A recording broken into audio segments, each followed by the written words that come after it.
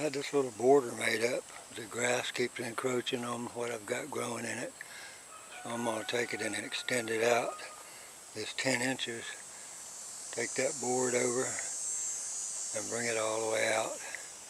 That way this other bed will be 10 inches wider and I can treat it as a double and grow from either side. Keep the grass off of me. It's a pain in the butt trying to weed out here all the time.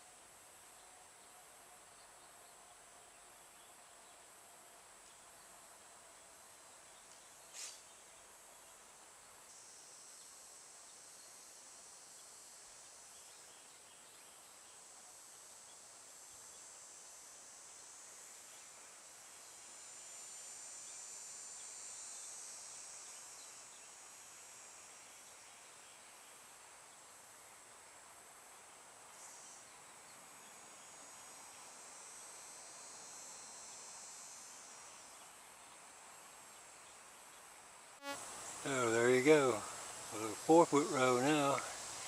Next year I'll split it into two 2-footers,